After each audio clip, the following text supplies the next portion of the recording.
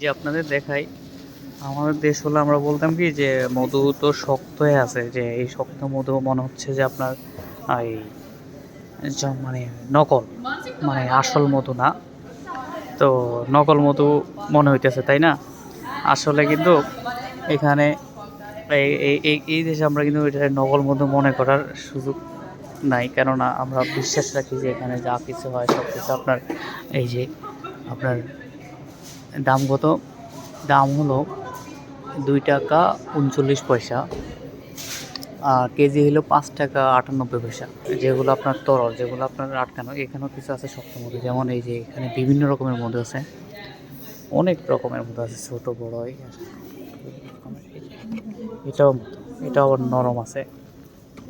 এখানে আরও অনেক মধু আছে, এগুলো শক্ত। তো যেটা বলতে চাচ্ছিলাম আর কি, সেটা হলো মানে এখানে আমরা বিশ্বাস রাখি, যেমন দেশে হলো আমিও এটা বললাম কি হয়তো মনে হয় নকল, চিনি দিয়ে বানানো, নইলে শক্তই আছে। এখানে শীতকালে বসে গেলে আমরা যে একটা প্রবাদ আছে যে মধু নষ্ট, আসলে কিন্তু তা না।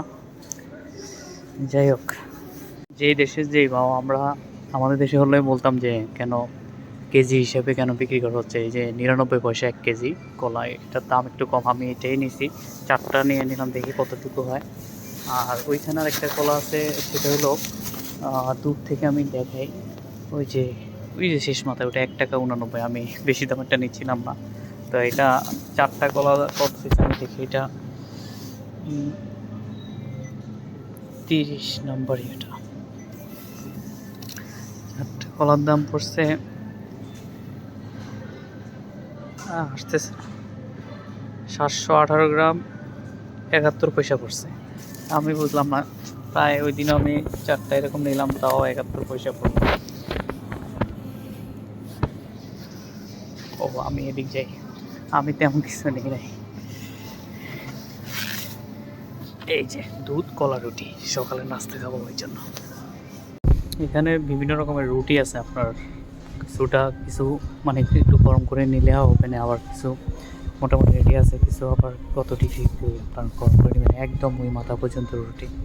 তো আমি আজকে এইটা নিব, আমি এটা এটা নিব, এটা দাম কেমন জানি না, দাম সম্ভবত 1 টাকা 25 পয়সা। যেটা নিচ্ছি এটা আমি টেস্ট করবো আজকে, তেমন কিছু আর নেব না, চলে যাই। খুবই সামান্য টাকার বাজার করতে 4 টাকা 10 পয়সা। এতক্ষণ দেখলেন যে সকালে নাস্তার জন্য কী কী জিনিস নিলাম। এই কয়টা জিনিস মোটামুটি 2-3 দিন চলে যাবে। তো একটা পলিথিনের দামটাই বেশি নিল, এখানে পলিথিনের দামটা আপনার এই যে পলিথিনটা 29 পয়সা নিচ্ছে, সব মিলায় 4 টাকা 10 পয়সা।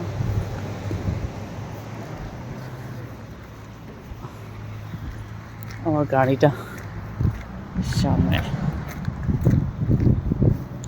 এখানে এবার ঠান্ডা থাকার কথা, এই সময় ঠান্ডায় সব বরফ হয়ে যাওয়ার কথা, কিন্তু আসলে ঠান্ডা তো নাই, উল্টা ফুল আছে, যার কারণে এই যে আমার গাড়ি, যার কারণে আপনার